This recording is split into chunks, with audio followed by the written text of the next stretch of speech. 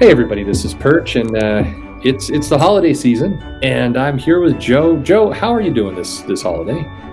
You know what? I'm doing all right. We're gonna have see some family today and tomorrow. I'm all boostered. Oh, It should be nice. fine. It'll be a nice time. How about you?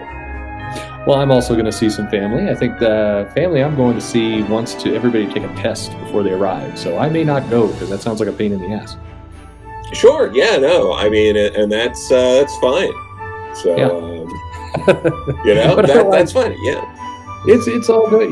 Holidays with children, it's a good time, and Yeah. it's that time of year where you get reflective, but you also start thinking about the year to come. And Yes. you and it was like 1 year ago this time, you and Yes. I decided, to put some ideas on the table. And I Yeah. can only imagine you have more ideas. Oh, that's the thing about writing, editing, all that kind of stuff. You always have to have ideas. Yeah. You've got your pitch ready. It's in your mind. And I think as we Oh go yeah. into 2022, I mean, you had 2021, first of all, you had Beckstar out. You had a very Hmm. successful year. Yeah, And feels no, like it was next good. year is going to be even bigger. Yes, I think I've got.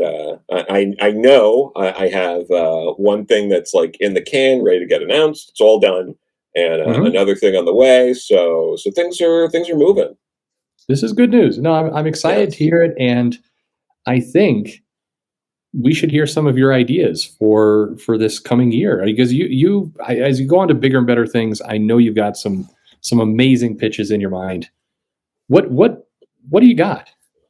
Okay, sure. So I think there's well, one of the earlier ideas I had pitched was Mhm. Weapon Slice, where Yes. Wolverine owns a pizzeria. Yeah, that was a great idea. Thank you. So I think it's time at this point to start figuring out long term plans for these ideas because it's not just Mhm. enough to have like the pitch, but when you have something that's clearly going to be successful, like Yes. Weapon Slice, you need to plan what happens after all those millions start rolling in from those Yeah. issues. Well, and for people who might not remember, this was a while back. You pitched this idea. It was a terrific idea, and I Thank you. do keep expecting that it will be part of the new Krakoan lineup or X Men Weapon Slice, where Wolverine basically owns a pizza joint. And I forget, is the pizza joint on Krakoa, or is he opened it up in like Brooklyn or somewhere? Here's the thing. I think it would be like a chain, Yeah. but I Oh, think but I think you'd establish it on Krakoa, but the whole thing is he gets the water imported from New York, and everyone talks about like, oh, the dough is so good because the water's imported from New York, and then yes. you And know, I like how as I said this before, and it's still why it's such a great idea is that if there's one thing that every fan, every customer, every reader of comic books loves right now, and you see it in all the comics, it's more storylines about food yes, involving superheroes. no, absolutely. Which is why we figure this idea will be such a smash hit that by issue 5 they'll want to figure out a new title and a new number one Yep. to ride that success. That's always how it goes when they relaunch titles. It is because they're doing incredibly well. Yeah. And absolutely, there's no doubt about it. I think this title. So what's your relaunch? So the relaunch title is What Apron X. What? I see what you Yes. did. You broke me right at the beginning. Damn it. Yeah, sorry about that. But yeah, so What Apron X is about the only thing that could make this better Mhm. is if Wolverine were to go into business with Phantom X and use the ship that's part of Phantom X Mm. as a portable restaurant. Like a pop-up restaurant. Those are popular. Yes, they're very Okay. popular. So this would be a globe and, dare I say, universe trotting restaurant.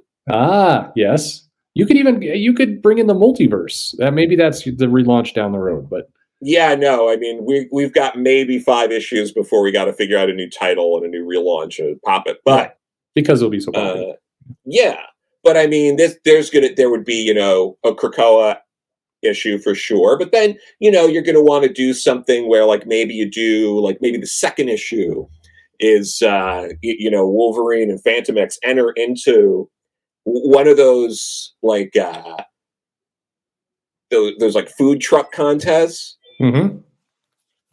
and the bad guy who hates mutant hating bigot is trying to be like a rules monger and be like, that's technically not a truck, they can't enter into the contest, and this takes up a lot of the issue. That could be like Donald Pierce's cousin. Absolutely, Yeah, absolutely, you could do that something would like that. Yeah. yeah, and it's a lot of back and forth, a lot of paperwork, it's a lot of, and then of course I think we all know that this is going to end with Wolverine and Phantom X winning everyone over with delicious food.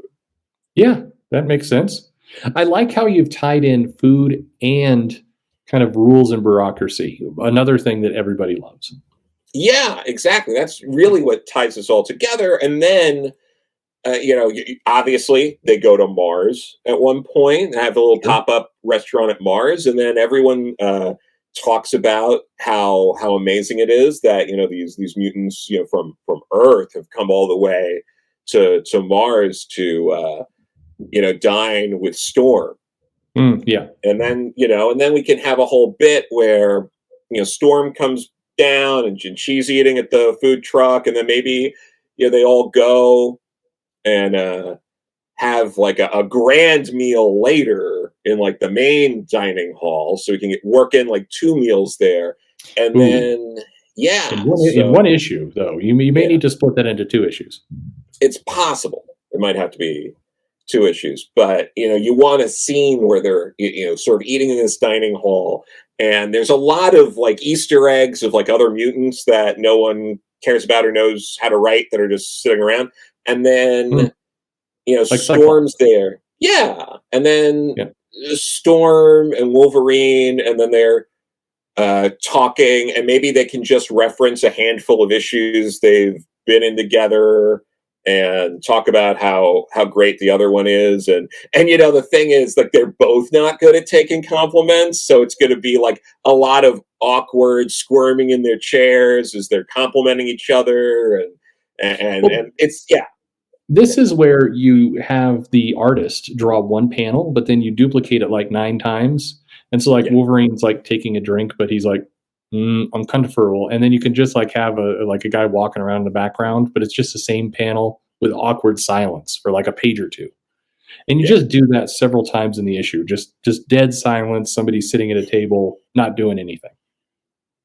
Yeah, no, exactly. So you do that, and then do a similar sort of thing again. In the next issue, you go to Atlantis. It's Namor, and you just do the same exact bit again, and you just write Namor exactly like you wrote Storm.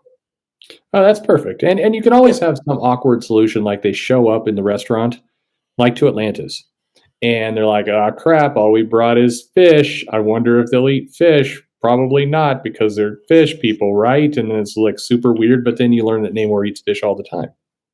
yeah. Yeah, that No, I sounds think enjoyable. the important thing about that issue is to spend a lot of time.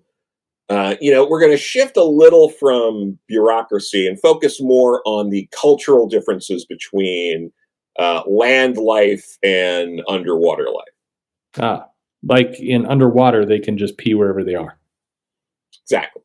Yeah. Perfect. Yep, that's what I know about Atlantis. Well, this sounds like a winner. So, do you think this could fit in Destiny Vex? No problem. Oh, yeah, no, I mean, it's really tailor made for it. The destiny is you're going to have a good meal. It is. And you know what? You're going to have a good meal throughout all of Moira's lives. Ah, perfect. Yeah. There you go. Yeah. That sounds brilliant. I think Thank you. because again, like we've been talking about, it feels like for more than a year, there's not nearly enough X books in that line. Like they Oh, are no. dramatically underserving. Yeah, no. So this is going to provide an opportunity to focus more on Wolverine, who there's a lot we still don't know about Wolverine. People seem to like Phantom X and food, Yeah. and yeah, You've got a so lot of it's good fine. jokes in there too, I think, baked into this, like, no pun intended, where Wolverine's like, "Hey," "Hey, would you like some bacon?" And they're like, "Canadian bacon?" He's like, "Are you making fun of me?" It's like, "No," and they can just go back and Yeah, forth because he's Canadian. yeah, and then maybe for the last issue of this, which is just the the second last issue for the series as a whole, but it's the springboard to volume 3. You end it with a food truck race. Oh, that's always good. Those are fun. Yeah, Yeah. yeah, And then the bad guy's like trying to like, mess with the other car, like he steals the spark plugs, and yeah. Wolverine's like, "Ah, crap, what do I do?" And so then he has to Well, call mutants with electricity powers to help out. yeah. So like, yeah, absolutely. So maybe you get like maybe Avalanche is a bad guy just for this one for no reason, and he's got a food truck because why the hell not? And he uses his powers to like try to break up the ground underneath, the Phantom X and Wolverine, but he's an idiot because he forgot they kind of like fly. Uh, So yes, of so it's course. like they fall down a little bit and then up, they're back up, and it didn't really affect anything. So something like that I to like it. show that there are people with malintent out there, but they're incapable of doing any harm. Yes. That's But they that's must be stopped at all costs. that's a good lesson for Yeah, us in this current troubled time of COVID and everything else. yeah. Yeah, that's the right thing to do. I speaking of current events, I was thinking a little bit about if there's one thing that comics has struggled to do, it's really reference the current events that people are talking about. So I was thinking, different company, but for DC, nobody's really doing anything with Wonder Woman, as far as I can tell. That comic's not even being published right now, Of and course. but there's all this mythology that you could play into there, but they always go Greek mythology when instead, why not Epstein mythology? And what I mean Mm, by this is, what if it was revealed that that island that he was going to was actually the Mascaria where Wonder Woman lives? wow. And so you get this entire storyline of basically Jeffrey Epstein and everything he's done. All the celebrities are coming in. They've known about this island forever. Wonder Woman somehow has been kept out of the dark, kept in the dark about this. She didn't know. Yeah. But then as it allows her to dig into the dark underbelly of the Amazons that she never knew existed. That basically Wow. they were used as escorts for rich people, and that's how they were able to keep their island intact. Wow. It's No, this fancy, yeah. Black Label. No, it's great. This it's not only a topical and a story for our times, but it breaks some new ground. It takes Wonder Woman into a situation unlike any before, where she's been lied to, and she's trying to figure out the truth, as the truth is really the pillar that will save us all.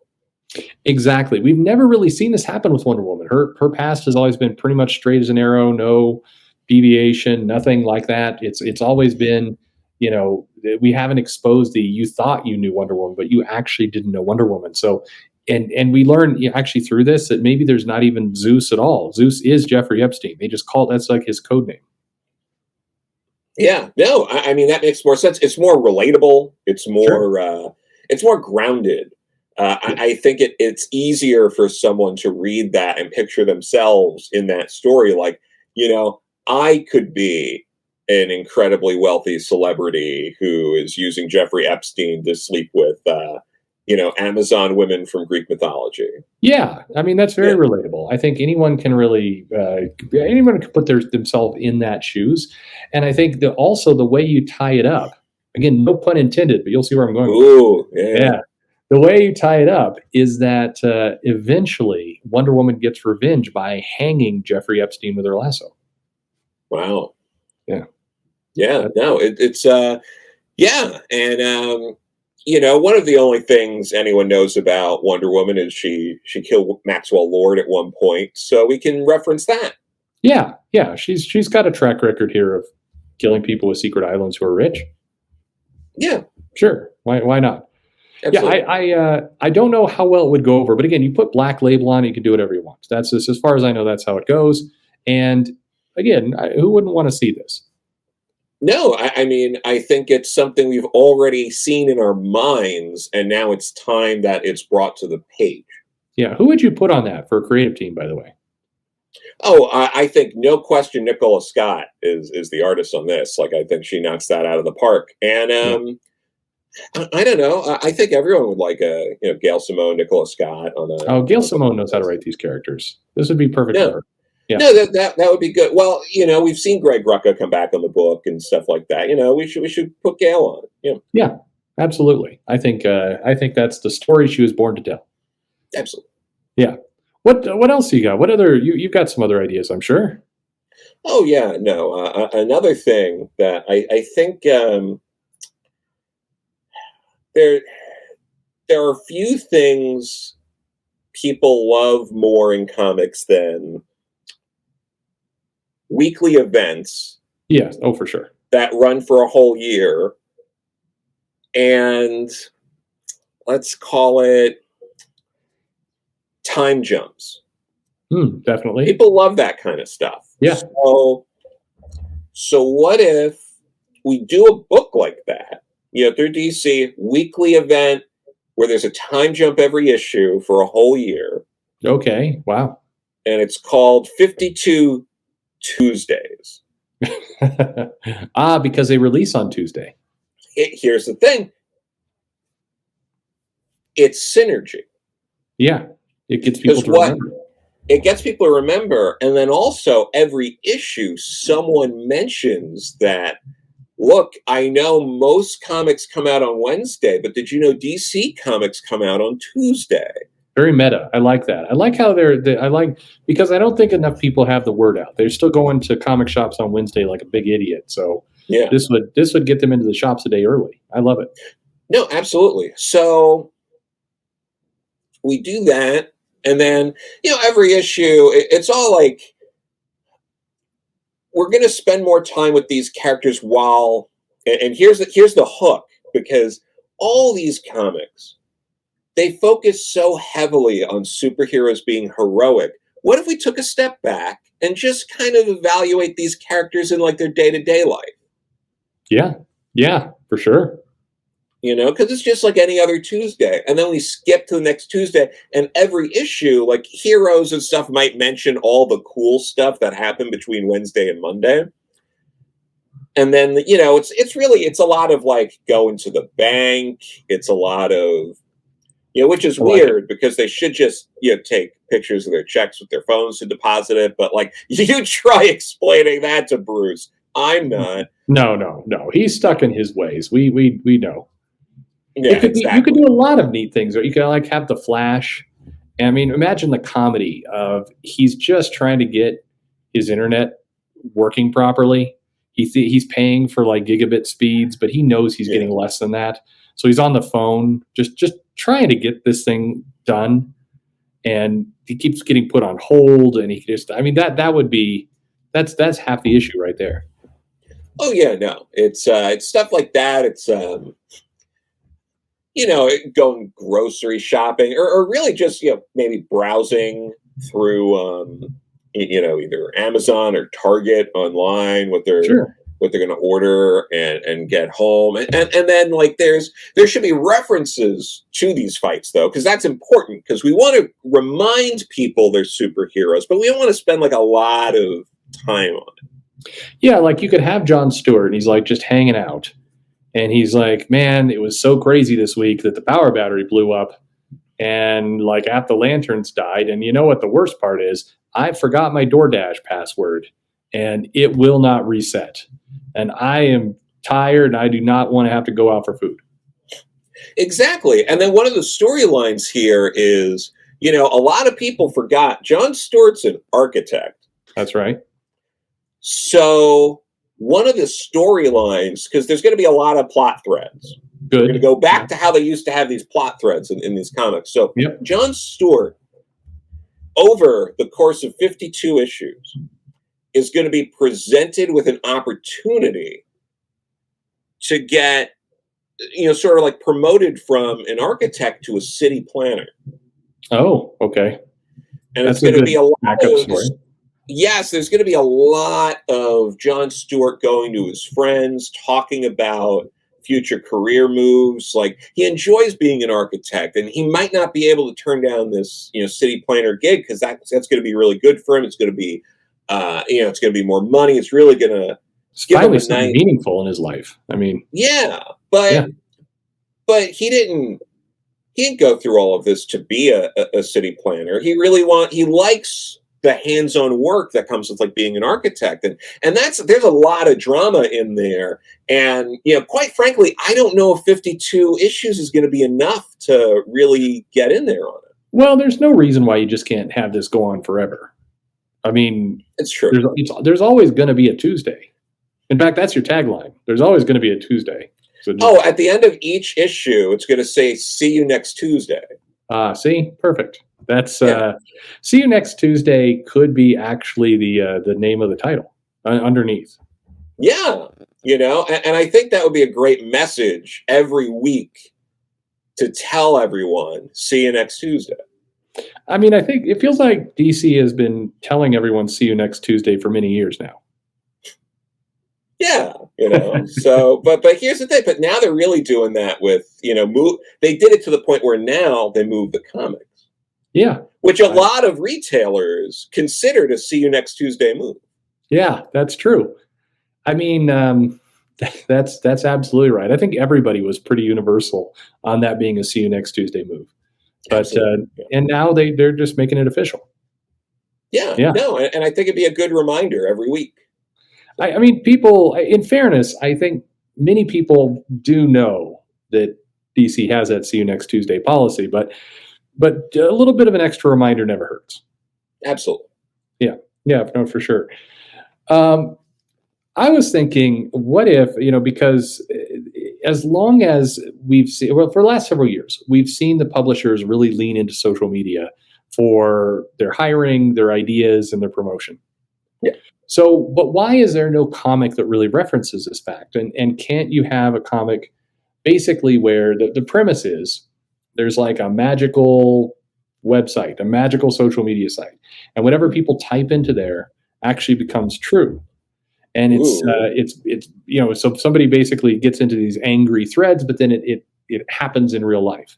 And you can have ordinary people, or you could be very meta. You could have actually the comic creators themselves in the comic doing this. Like they get angry, they do this, and the comic is basically called Type T for Tweet. And it's just every issue there's a new crazy scenario that is unleashed on this idea of social media being actually powerful in the comic. I feel, I don't know, I wouldn't want to write this myself, but I would read every issue. Yeah, that's fair. Yeah, but because it is important. What's a bigger, what's really a bigger threat to all of us? Is it something like Galactus coming here threatening to eat our world, or Twitter being down for an hour? Well, and what if Galactus had a Twitter account? So not only is he going to, I mean, imagine this tension. Galactus is tweeting his way to Earth, and he's saying, "Hey, I'm going to be there, and I'm going to start with, I don't know which Asia because I'm racist," and he's getting ready to devour the entire planet. But then suddenly Twitter goes down, and now you have no idea when he's going to show up and start being racist by eating a continent. I mean, that's some high tension. That adds a lot of stakes to this. Yeah, that's absolutely true. We should be drinking right now. What else have you got, Joe? Yeah. Another thing that I think would also help going back to DC, and this is leaving money on the table, is there's books they're relaunching again after they just relaunched World's Finest. Right. So, they also have books like The Brave and the Bold. What if you do a book called Bold and Finest? That way, you can make the book about whatever you want because people are going to accidentally purchase it thinking it's porn. Yeah, that is true. Yeah. So, Bold and Finest, it sounds like an adult magazine. And I think, especially that first issue, if you really want a first issue pop, make them think it's porn. I no, that's it. It always works. I don't know Yeah. why they don't go to the porn well more often. I mean, Yeah, it's crazy. yeah. I mean, absolutely. So I like that bold and finest. Yeah. Yeah, I But feel but like it's pornish, but it also sounds like classy, yeah. you No, know? it does sound. It Yeah. sounds like something you'd have with like a little, a decanted bit of wine and sitting in front of the Yeah. fireplace. Yeah, no, that checks Absolutely. out. I feels like even with some of the other, like if you did World's Bravest, that also you could get a porn title out of that as well. Oh yeah. Yeah, Yeah, for sure. pretty much any of these things could be porn titles. Come to think of it. So one of the other things that it seems like the comic companies really have been struggling with is this idea that uh, they want to do events, but they don't have enough ideas for events. Mm. And so they keep mashing up these characters together. Like, what if Wonder Woman attacked? And then what if Superman had something going on? What if Batman had to do something sneaky and nefarious? They keep having these events that kind of do the same thing. I mean, we're about 2 years away from having the Joker show up again to do something dastardly to Bruce's life that's going to upend the status quo forever. Yeah. But what if the event was more along the lines of more honest, I guess, to the customers? What if it was crisis, we're running out of money? And Mm. basically, the event was nonstop fan service. It was just DC does a poll ahead of time and just finds out what everybody wants. They want, do they want characters to get married? Do they want characters to come back to life, dead, whatever it is? And this event is just going to cram everything in. It's like everything people ask for, everything that wins any kind of poll. That's what DC runs with. It's or Marvel for that matter. You could do the same thing. Like Yeah. who wants to Well, see Marvel me? just did that with No Way Home, so That's well, yes, in the movies, but the comic yeah. books don't do that. The comic books don't have this event. So why can't we have like for all those people who've been wanting to see Namor finally fuck Sue Storm? It could be the event of fan service. It's Yeah. called I don't know, Secret Civil Empire War. Well, if you do it at Marvel, a good name would probably be Marvel Fanfare. There you go. Okay, see Yeah. that makes more sense. But Yeah. but basically nothing is going on in this comic but fan service. There's no plot, there's no story. It's just what is it you wanted? Have you wanted to see Tony Stark killed? Fine, we're going to give it to you. In the next issue, we're going to bring him back. Have you wanted to see Bucky and Cap ship together? Cool, we're going to give you that too. That could be in Bold and Finest as well. But anyway, you could put whatever you want in there. But that's all it is. It's just a series of nothing but fan service, no plot, nothing. Yeah. No, I mean, it would be good, especially. I mean, the trick with it though is nothing can last because this is going to make a lot of money, and Oh you're yeah, going to want to immediately after this do the same event with like a new number one, and you're going to want to touch on some of the stuff you did, but expand on it. So true. yeah. But what if you just like if you could just basically you fire all your writers and you have Marvel run polls on Instagram. And whatever wins the poll, that just becomes page 2 and 3 of the comic, and Yeah. that's just it. So whatever, it doesn't matter. Anything can happen. Well, if this could be written and drawn by an algorithm, that would save Yes. on royalties. Yeah. Well, absolutely. You don't have to pay a computer or anything. So this is just pure AI the entire time. The AI is doing the entire job. Awesome. No, that's good. That you're gonna save money in the long run while having something really incredible. You could always just say that the Earth that all this happened on was a life model planet. Sure, why not? And yeah, and then that's how you just do the next one. It's just like, oh, that wasn't the real Earth. It was the life model decoy of Earth. Now Well, this is the real Earth. you could create like a Molecule Man type plot where it just everything resets at the end of the day. It's like Yeah. maybe he goes to bed and he's like, all right, back to the way it was. Now you tell me what you want, and that's nothing matters, nothing lasts, nobody cares. But just you tell us what you get. In many ways, this for all the people complaining about you should listen to your customers first. This series would be completely that. You're doing nothing but listening to your customers, and then the next day you're listening to different customers. Fuck it. No, and that sounds great. There's you only get good products if you blindly listen to everything customers yell at you to do. Well, especially if you listen to the one that's yelling the loudest. Absolutely, because they're the one. The loudest yeller is the one who spends the most money. That's been I can't even tell you how many. That's been proven definitively. Go with whoever yells the loudest because the person who yells the loudest spends the most money and absolutely cares the most.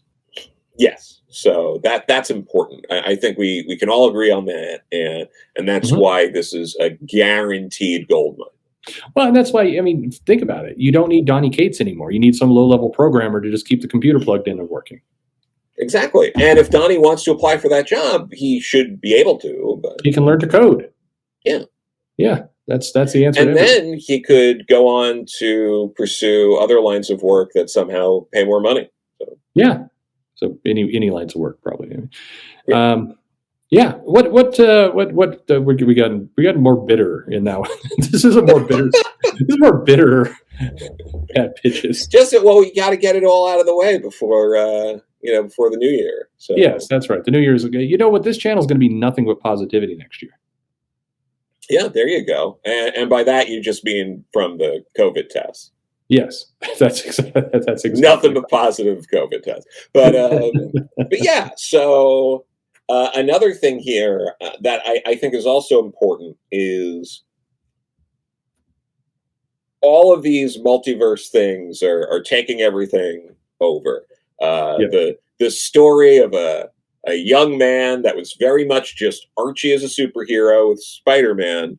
A whole generation now is only associating this young guy from Queens who's just trying to pay rent for his aunt, and is he going to end up with Betty Brant or or whoever, Liz Allen, whoever,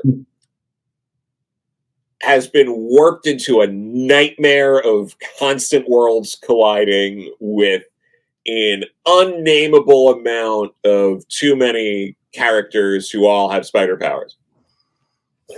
So you have that going on. Obviously, there's the Bat family, Batman Incorporated, the Superman family, which was way ahead of, going back to like the 50s. You had the Superman family, and we all forgot about that and then just praised, Spider-Man. But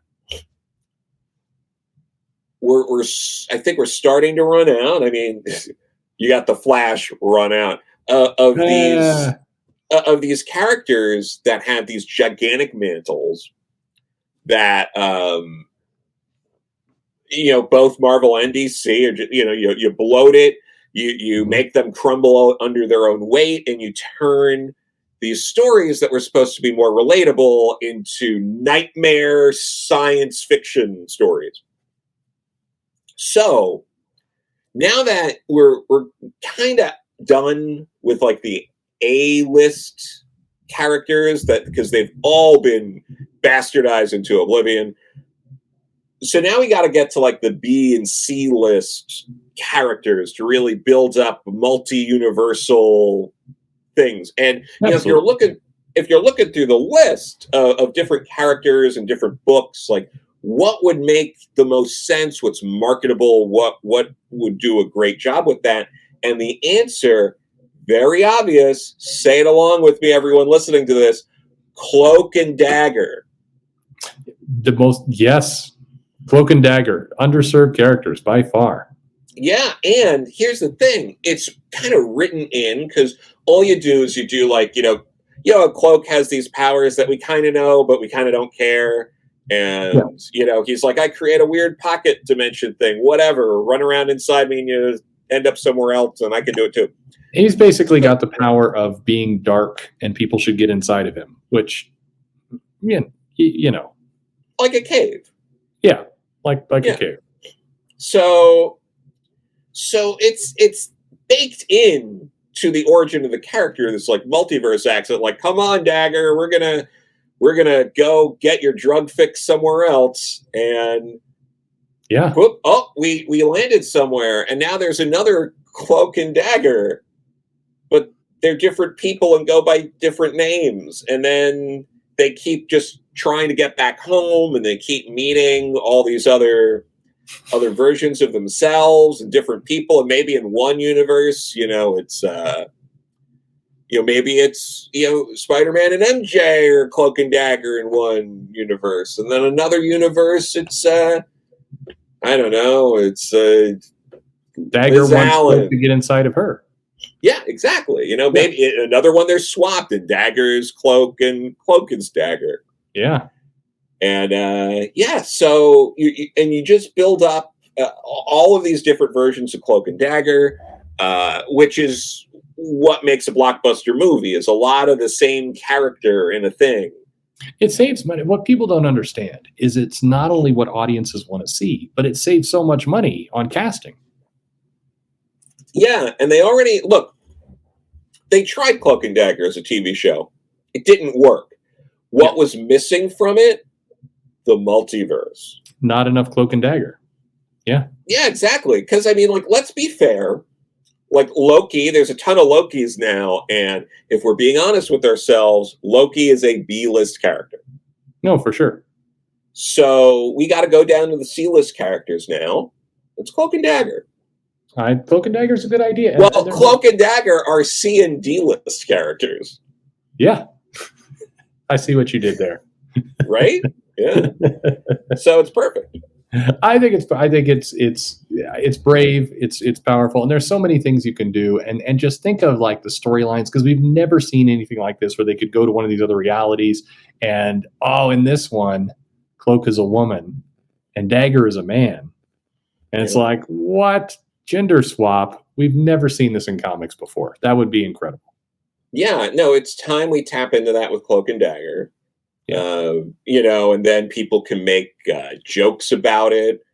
Yeah. Like, Cloak and Dagger, like the phrase. And they're like, yeah, like the phrase. We've heard it before.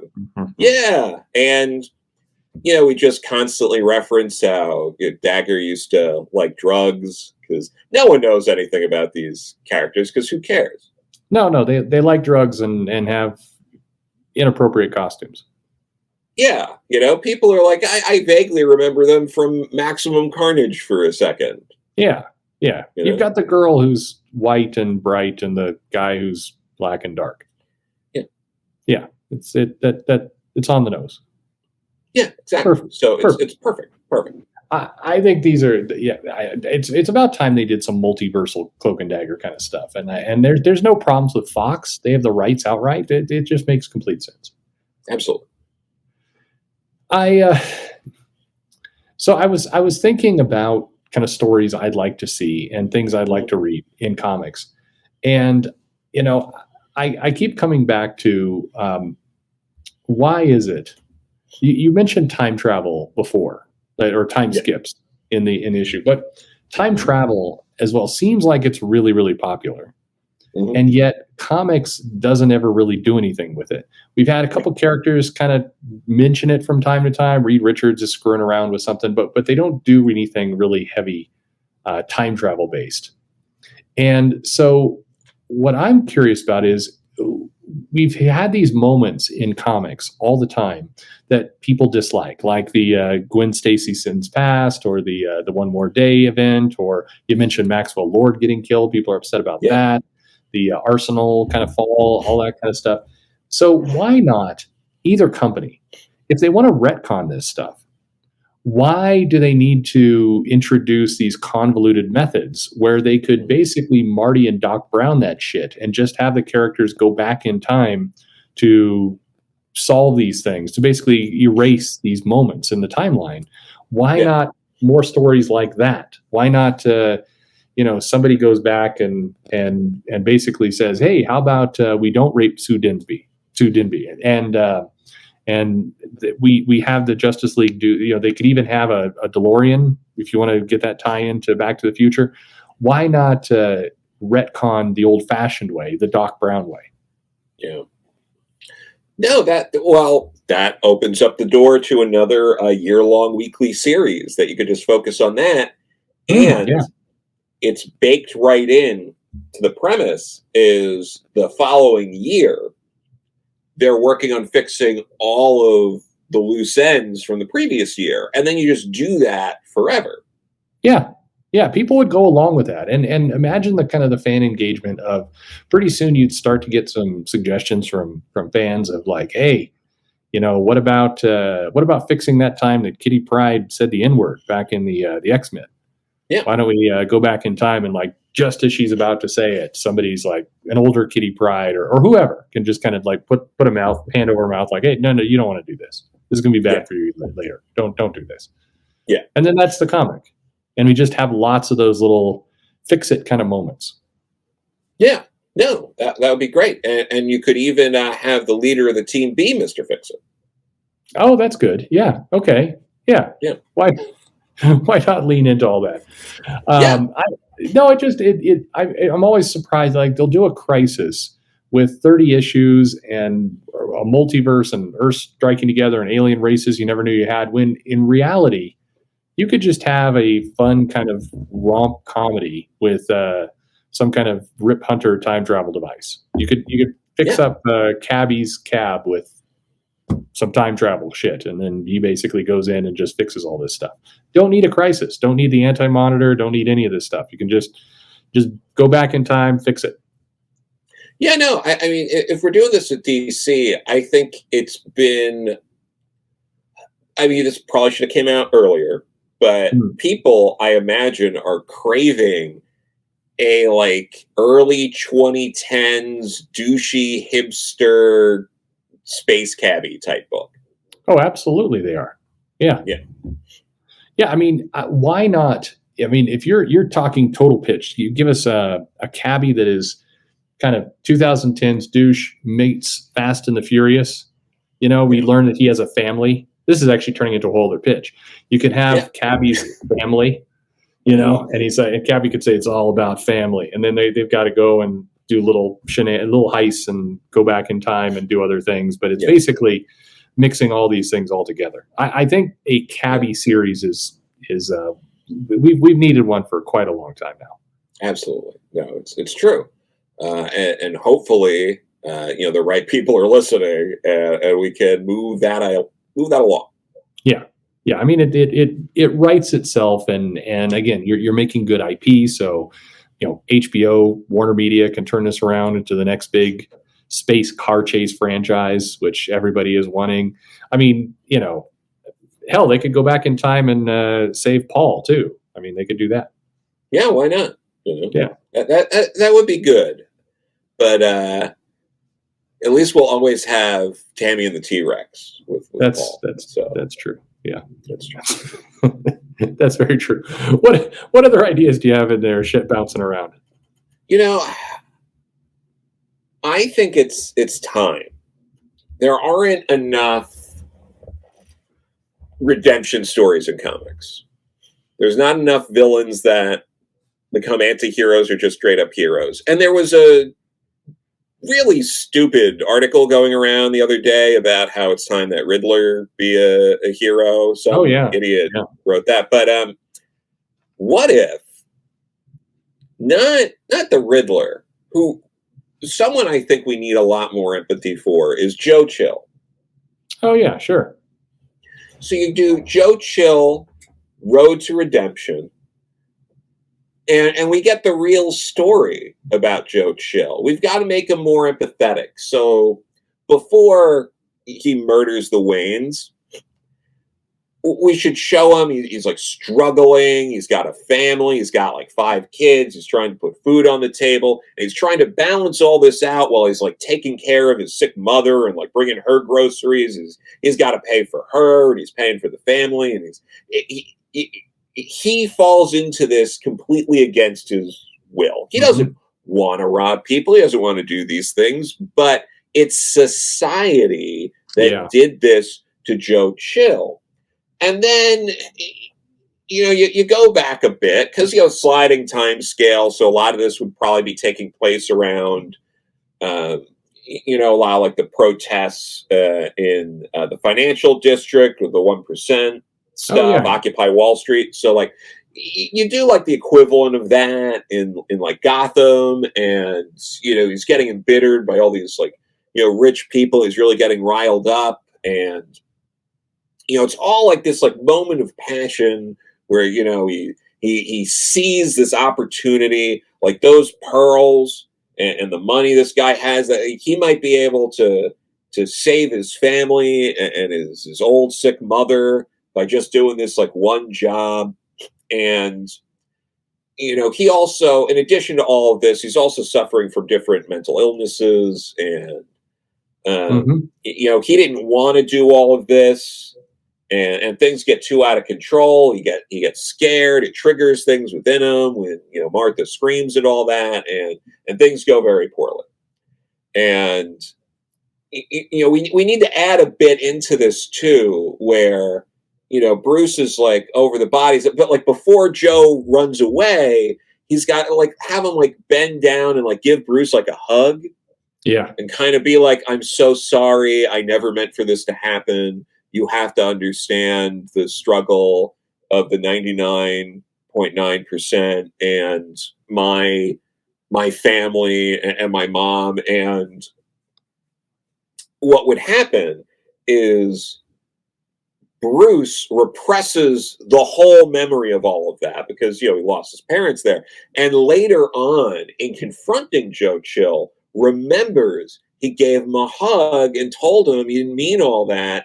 And that starts, Batman on his road to forgiveness. Right. I like that. It's redemption and forgiveness in one tale. Yeah. Yeah. No, absolutely.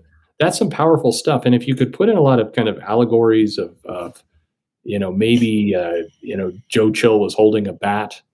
And so that's actually like a baseball. That's actually what Bruce had, not the bat that flew in through the window, but an actual, that basically he sees that this one moment in his life was completely wrong, that he remembered it wrong. He repressed kind of the memory, and he assigned this villain, this blame on this, and he didn't mean any of it. And it was all just circumstance of chance. And you can see these powerful moments where you have like a panel of Chill giving young Bruce Wayne a hug. And then next to that, when everything has been realized, you get adult, Bruce Wayne Batman giving elderly Joe Chill a hug. And it's like, it's just a book of lots of hugs. Yeah, no, there's a lot of hugging. There's a lot of forgiving each other because they have to spend a lot of time being like, "I never meant for this to happen to you, Bruce, or you to become this like vigilante and waste all this time." And Bruce is like, "If only I could have forgiven you sooner, so you could have spent your best years in a better mental state." Yeah. Everybody, it shows the ripple effect, and really it answers that question of why shouldn't, and maybe this ends with Bruce Wayne realizing that dressing up as the Batman and fighting the Scarecrow and Joker and Riddler and Catwoman and everything is an insufficient use of money, and he should take all of his funds and he should actually invest it into social change and civil programs. That's really interesting. I don't think I've ever heard anyone mention that before, that maybe Bruce should do those things. I don't. That's new. Nobody's ever had that take, but it feels like an obvious one, and this title could explore that.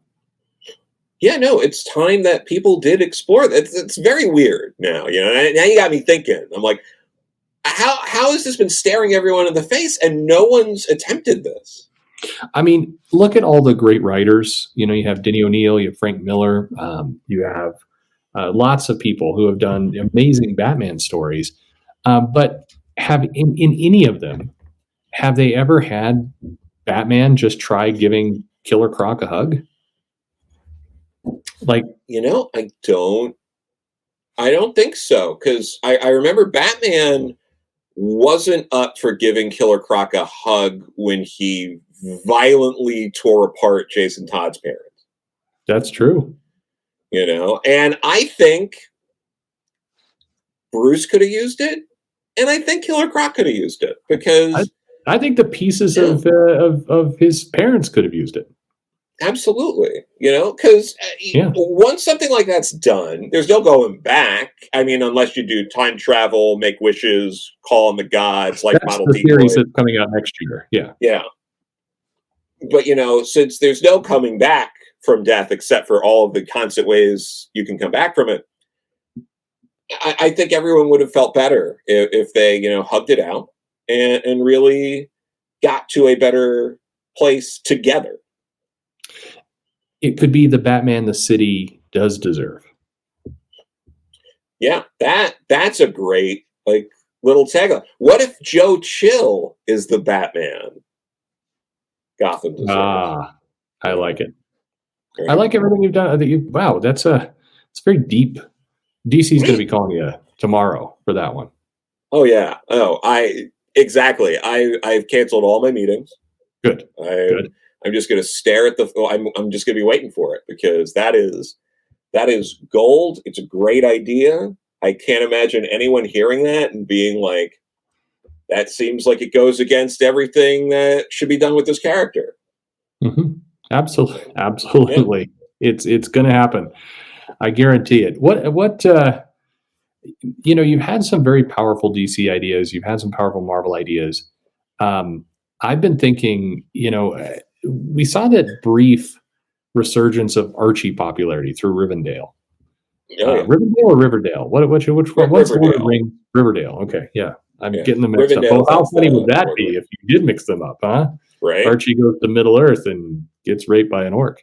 Anyway, That's had to have happened at this point, right? no, it's happened many times, I'm sure, but Yeah. certainly at some of these cosplay festivals, anyway. But Oh yeah. the uh, one thing that if you want to bring Archie into the current generation, and they've always kind of hinted at this, but they've never gone all the way, is you get the feeling that Veronica, because of her parents and wealth and everything, is probably an establishment Republican. Would you say?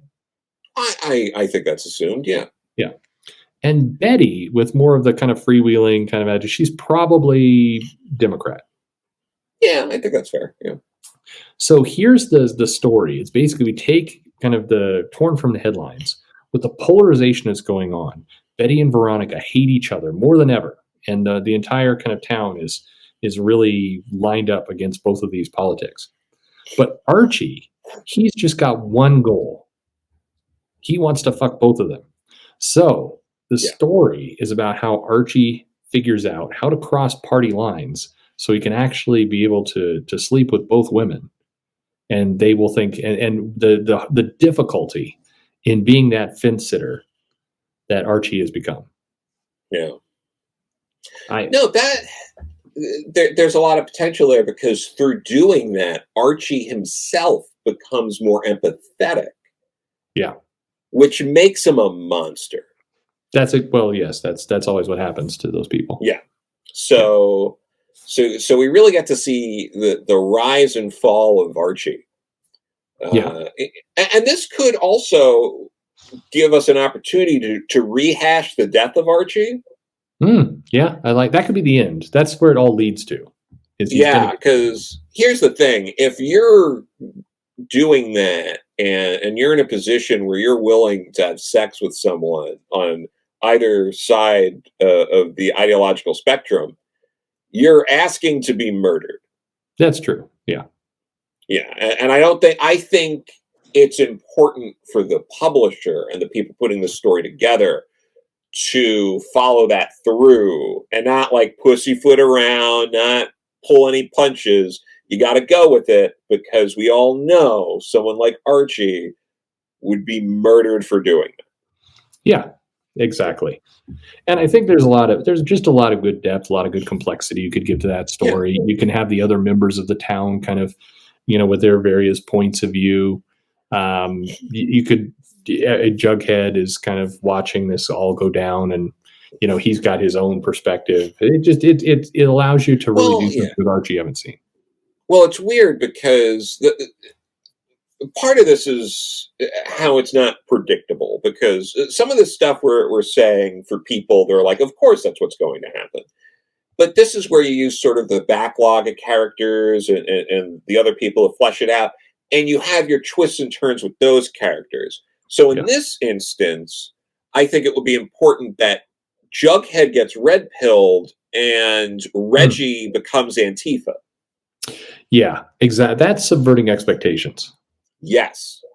And there's a lot of good reveals here because you could have some dramatic thing has happened to the town and there's a protest, but then somebody, there's a somebody dressed up in Antifa gear throws a Molotov cocktail through a building or something, and then you zoom in and the mask comes down and it's Reggie, and that would be like, Yeah. oh my god, that would just shock everyone, and Yeah. you could do a lot of other things. You could have Moose is. Becomes a LGBTQ activist. You wouldn't expect Yeah. that. You probably assume he was going to be Trumper, but no. So Yeah. No, exactly. And the thing is with Jughead, you lean into it a bit because he came out as asexual. Here's where we retcon it. It's not that he's asexual, it's that he's an incel. I like it. Yeah. Yeah. Which is pretty much the Yeah. same thing. Yeah.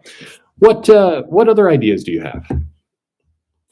I think we've touched on so many big things here Yeah. that we really should take a moment to pat ourselves on the back. But another thing, going back to Wolverine, in terms of we want to expand the catalog. Like what's like one of the things No Way Home did was trick people into thinking some horrible Spider-Man movies need to be rewatched. Yeah. So part of that, like we got to take that example and apply it to more things to really spread this out and get as much movies and IP all under one or two umbrellas at most. Mm-hmm. So it's going to be important in the comics that we roll in the more or less forgotten 2001 rom-com kind of movie, Kate and Leopold, as a Wolverine prequel. Okay. All right. Let's see how you do this. See, because it's all about time travel, like the Hugh Jackman characters from like the 19th century. So it's just Logan. He just Okay. doesn't remember. He's gone by so many names: James Howlett, Weapon X, Weapon Slice. So Yeah. at this point, he's going by Leopold here because it's just one of his other names. So we're expanding the background of Logan while also taking an old movie everyone forgot about, no one cares about, and you time it right, you put it up on streaming, you introduce that. All these stupid Marvel nerds will just be like, oh, well, now that it's a fit, I gotta watch Kate and Leopold. This is how you trick 40-something-year-old guys into watching Kate and Leopold in the year 2022. And if this works, there are countless other movies that Disney or Warner can start doing that with. We could start getting people thinking that Somewhere in Time, starring Christopher Reeve, was all a trick by Mixel-Pedalic. Yep. Your history's greatest monster. Thank you. There's so many. No, I mean, when you look at it that way, because of memory loss and time travel and the linear verse and never aging and all this other stuff, there's no reason why almost every terrible movie couldn't be part of the history and part of the canon. Yeah, exactly. This is so it all sinks in because this is how you can do some prequel comics that tie into Kate and Leopold. This is the most airtime Kate and Leopold has gotten in 10 years. It really is. But like yeah, you get God, the problem is too many of the stars of Kate and Leopold are busy. So you're gonna have to get like Breckin Meyer to write the comic. Yeah.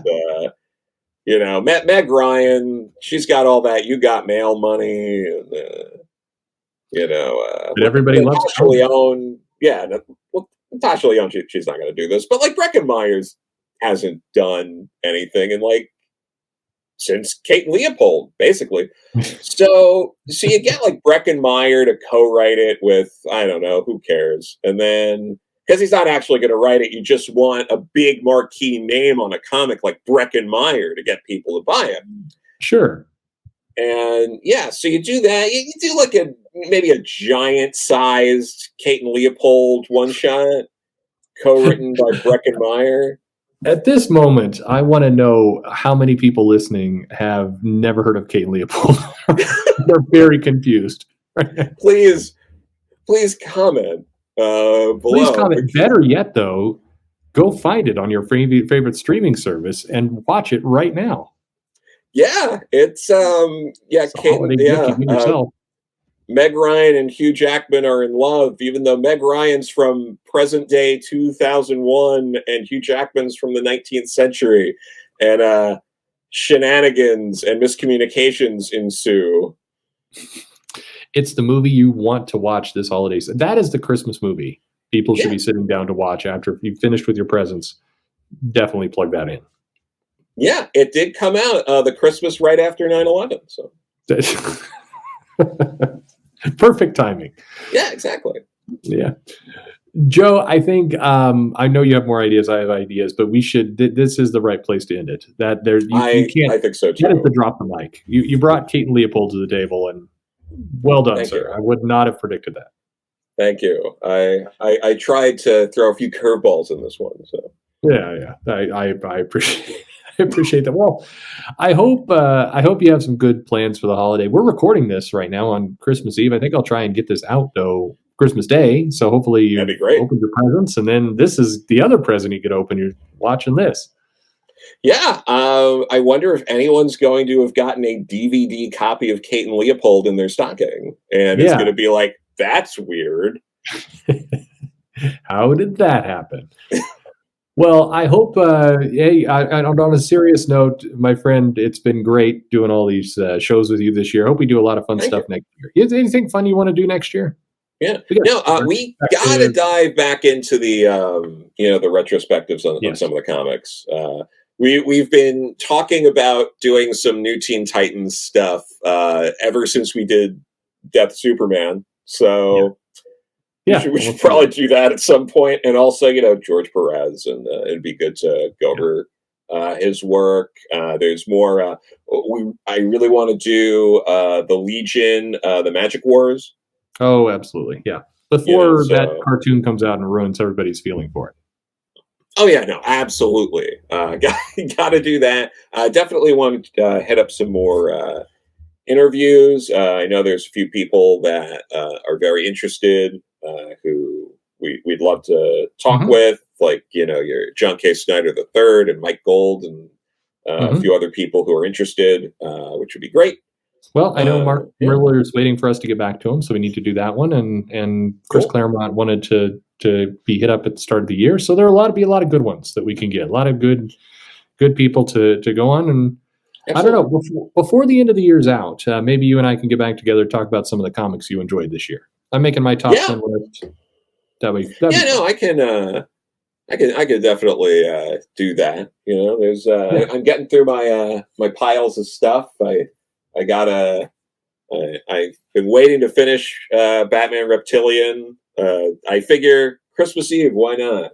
That's the perfect Christmas Eve gift here. So if you can't spend it with Kate and Leopold, Batman Reptilian is your close second right there. It's basically the same thing. So. Yeah, it is basically the same comic. Well, Joe, have a Merry Christmas, have a Happy Holiday, and for Thank all of you. you listening, thanks for putting up with this. Yeah, thanks for this. Merry Christmas if you celebrate. Happy New Year, and we'll be back soon to talk about comics you may or may not care about. Perfect. Thanks.